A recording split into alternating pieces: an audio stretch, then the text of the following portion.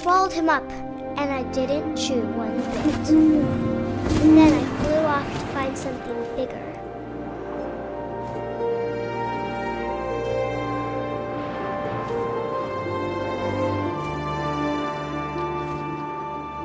A mama rabbit.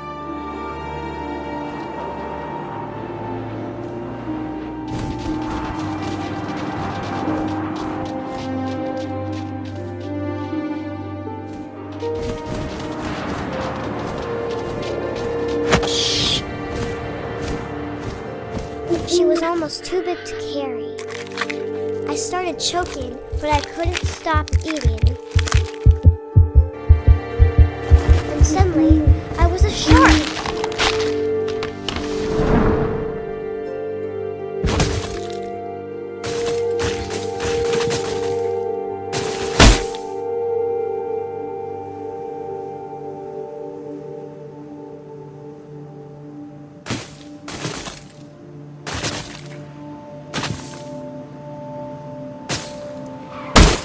I rolled off a cliff and into the ocean. Now, I was hungrier than ever.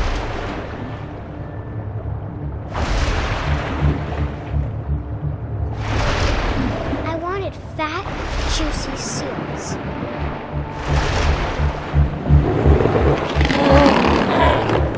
I tore off her flipper, and it tasted really good.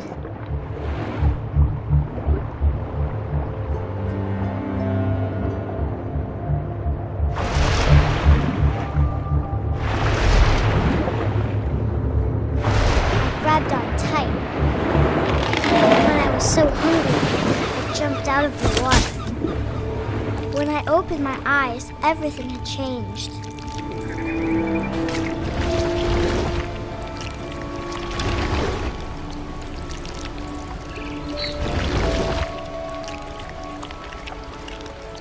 Now I was a monster, and I smelled people everywhere.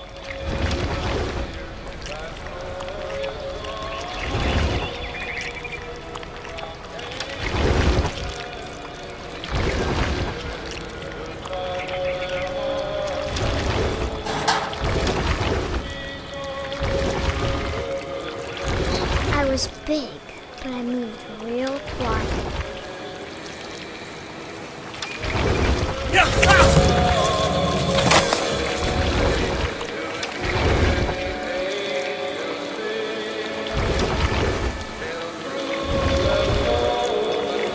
I wanted to stop, but also I didn't.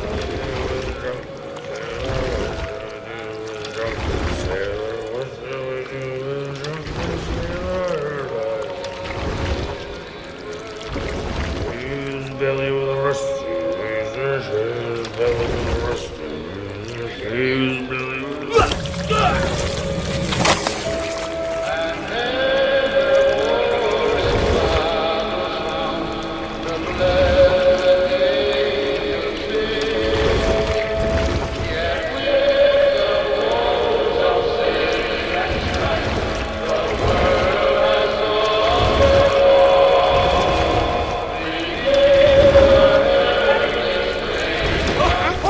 passenger, I was still hungry. And across the water, I smelled something new. Something I had to have, so I swam towards it.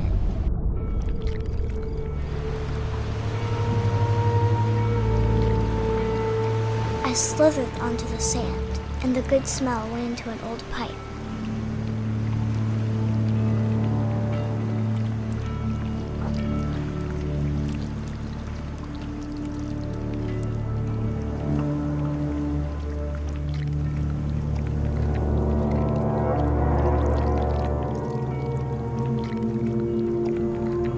I got closer and closer.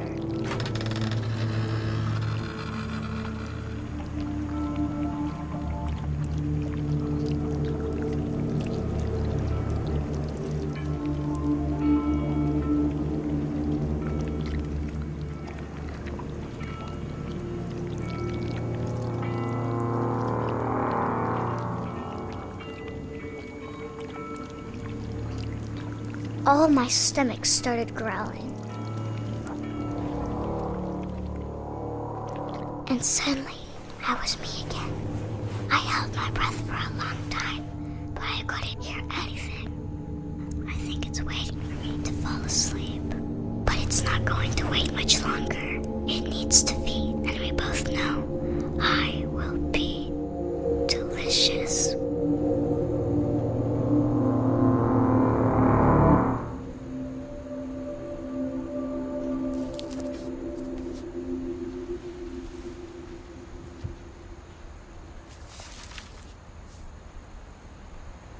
I'm not sure if I believed all of that, but I'm sure Edie would have.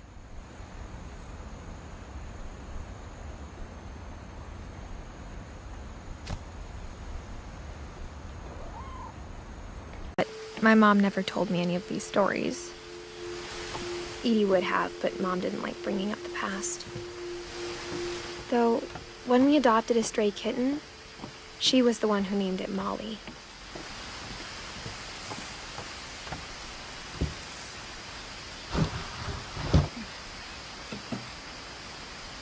I spent a lot of time in Great-Grandma Edie's room. We got along, and it was a good place to hide from my mom. Louis died a week before we left, but Edie had already started to memorialize him. Her room was like a museum. For 500 years, the Finches have been famous throughout Norway for their fortune. Odin Finch buries the latest victims of the family curse, his wife Ingeborg and their newborn son, Johan. On January 7th, 1937, he set sail with his family and his house, hoping to leave the curse behind. But 40-foot waves off the coast of Washington send the house and Odin to the bottom of the sea. Odin's daughter Edie, with husband Sven and baby Molly, step ashore on their new home, Orcas Island. Odin Finch is the first to be buried in the new family cemetery. His daughter Edie is already dreaming of a new Finch house.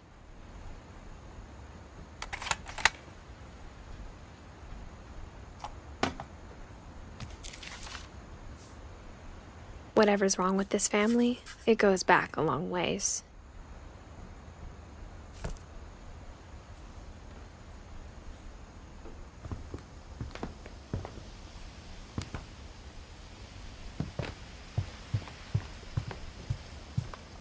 Even in her 90s, sometimes Edie seemed a lot younger than my mother.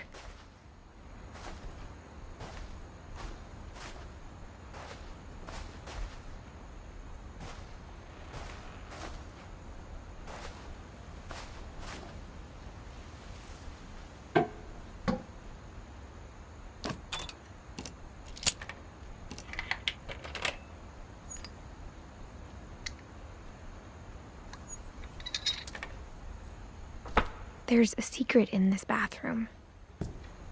It's in the last place you would look. It isn't in the cupboard. It's hidden in this book.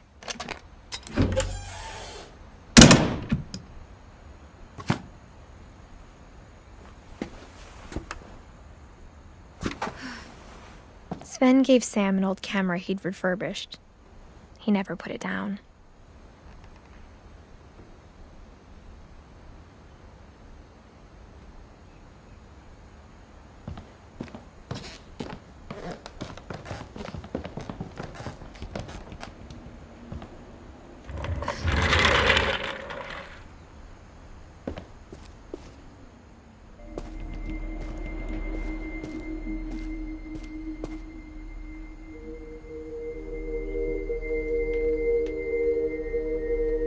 I knew Grandpa Sam had a twin, and that he never talked about him.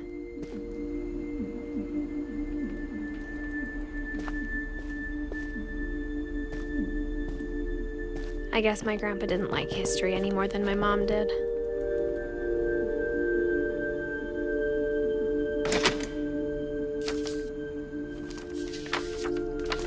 How I Want to Remember My Brother by Sam Finch. The thing I remember is that when he made up his mind, that was it.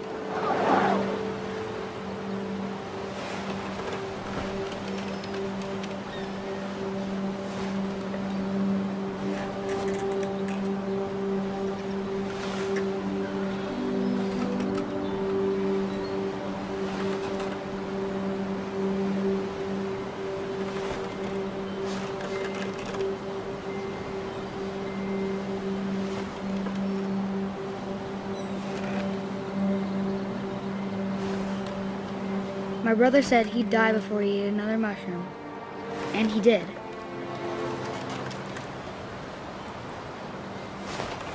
At Barbara's funeral, we swore we'd never be afraid again. And he wasn't. I think Calvin always wanted to fly. Sam! Calvin! Dinner's ready! Coming! But that day, he finally made up his mind to do it.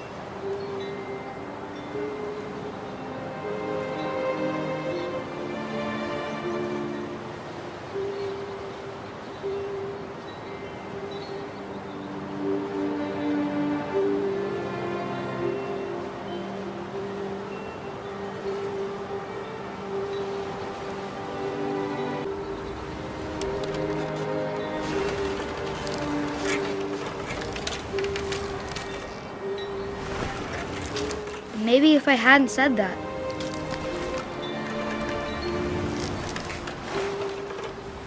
Calvin! I'm not gonna tell you again! Or maybe if the wind hadn't picked up.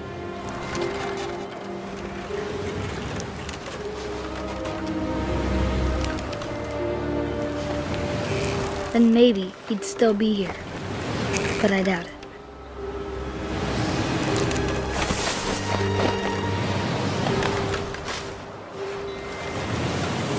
I think he'd already made up his mind.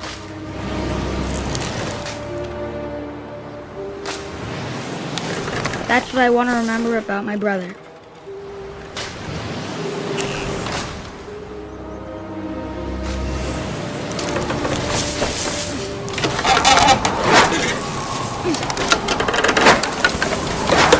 The day he made up his mind to fly. And he did.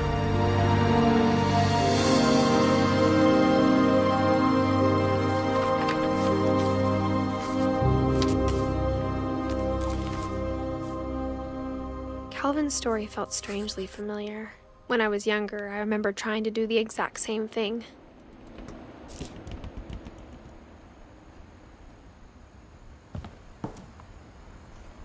After the funeral, Edie roped off Calvin's half of the room.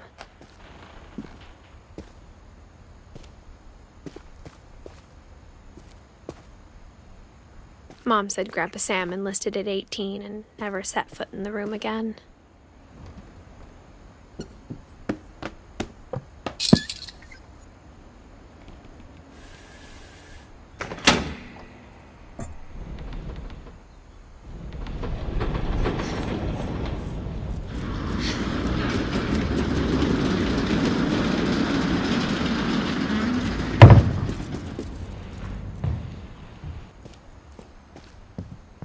The passages were a pretty tight fit. They'd obviously been built for smaller hands and bellies.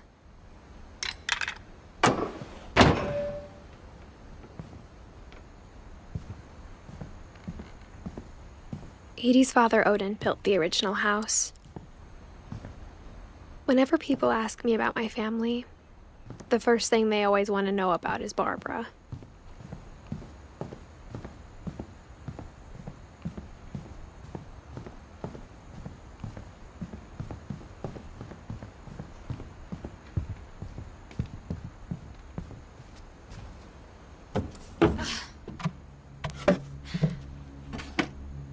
Growing up, I always thought of Barbara as a child star.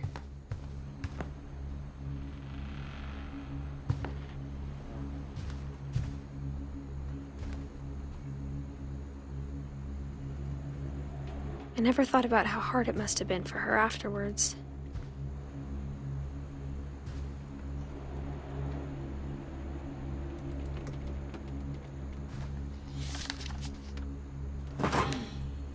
Of all the stories people wrote about Barbara's death, I'm surprised Edie saved this one.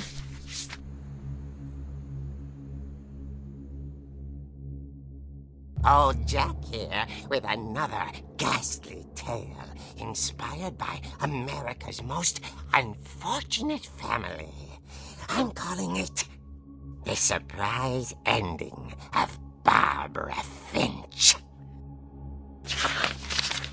As a child star, Barbara was famous for her scream. Now at 16, she was all washed up. A has-been. But in a lucky break, she'd been asked to perform her signature scream at a local convention for monster movie fans. It was just the boost her career needed. Unfortunately, her scream hadn't aged well. Getting better. I think you just need the right motivation. Her biggest fan and current boyfriend, Rick, was about to demonstrate when... Now that was a great scream. It was Barbara's father, Sven. He'd slipped into a table saw and had to be rushed to the emergency room. So Barbara got stuck babysitting her youngest brother, Walter. Her convention comeback was cancelled. Okay, I'm hearing frustration, but I'm not hearing terror. What if I tried... A gang of hoodlums in Halloween masks have been terrorizing Orcas Island tonight. Police are urging residents to... That came from the basement. You're right! Also, I loved your delivery on that. Why is your basement door locked? Because my dad likes making puzzles and secret passages. There's a key hidden in the music box. The secret is to keep winding and winding until finally the key pops out. Thanks, babe. I'll be back in a sec. 20 minutes later, Rick hadn't returned. So Barbara went to look for him, right on cue. She reached for the music box.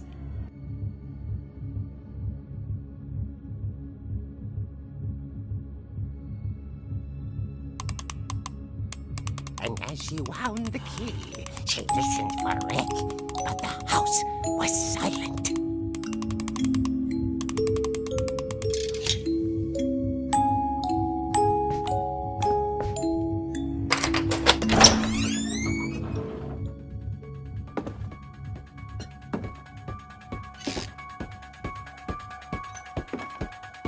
She found Rick's crutch and imagined the worst.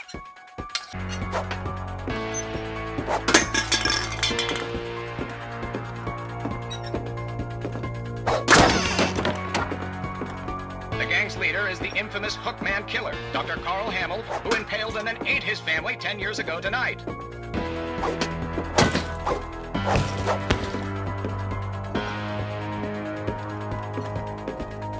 The old fridge rattled and grew still. Oh dear! Oh! Rick? Barb, relax. I was just trying to scare you to help you find your scream. Well, I'm not scared, Rick. I'm furious. Then act furious. All I'm getting from you now is that you're hurt and confused and you're... She threw him out, but she kept a little something to remember him by. Barb, have you seen my other crutch? And she was still holding it when she fell asleep watching the late picture show. Hours later... Barbara! Walter, what's going on up there? Ah! Okay, I'm coming up, but if this is a trick, you're dead, Walter.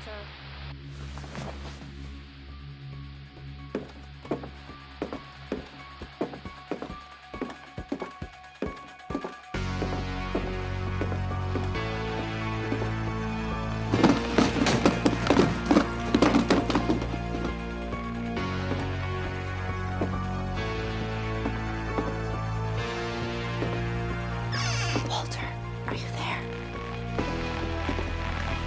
Walter had vanished, but his bedside radio was still on. Orcas Island police describe the man as 6 feet tall, with a steel hook for a hand. Residents are urged to lock all doors and windows and notify the police of any suspicious activity. Barbara turned, saw the hook man, and was speechless. He was quite smashing. And he was. He couldn't get enough of Barbara. Okay, Barbara, there's gotta be another way out of here. That night, she played her part beautifully.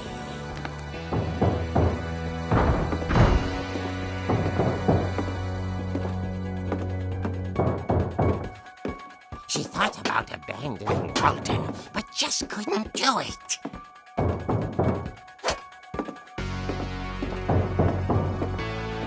Molly's door hadn't been opened in years. The hinges groaned.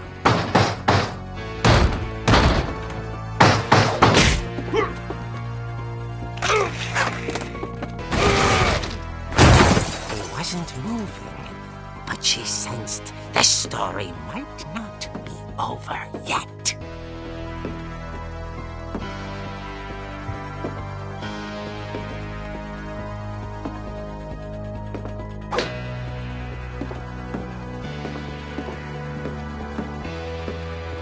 The hookman had vanished. She listened for his breathing, but all she heard was...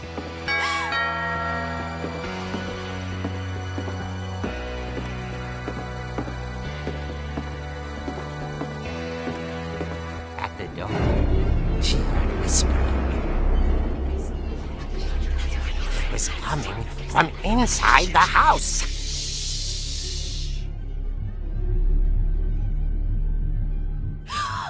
Oh dear. The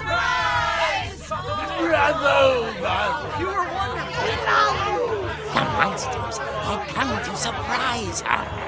For Barbara, it was a dream come true. Then she saw what kind of monsters they were, and she realized what was about to happen. She was going to be famous. And with her final breath, Barbara Finch gave the performance of her life.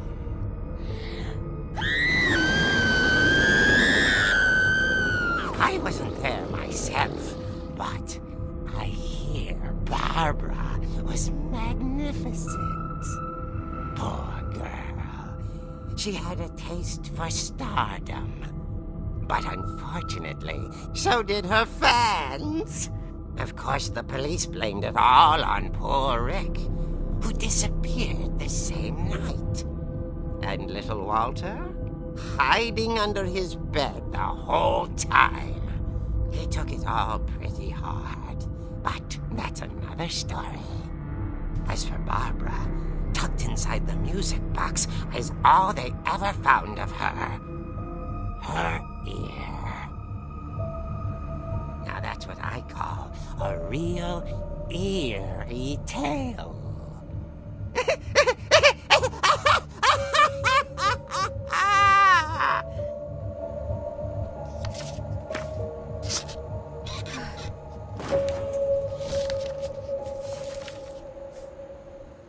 Edie told me all Barbara wanted was to be remembered, as absurd as that comic was. Maybe what Edie saw was a happy ending.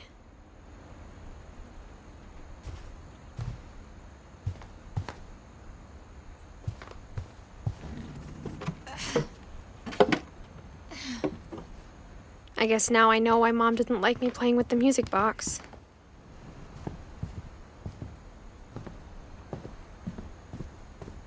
Mom must have locked the third floor stairs on the night we left.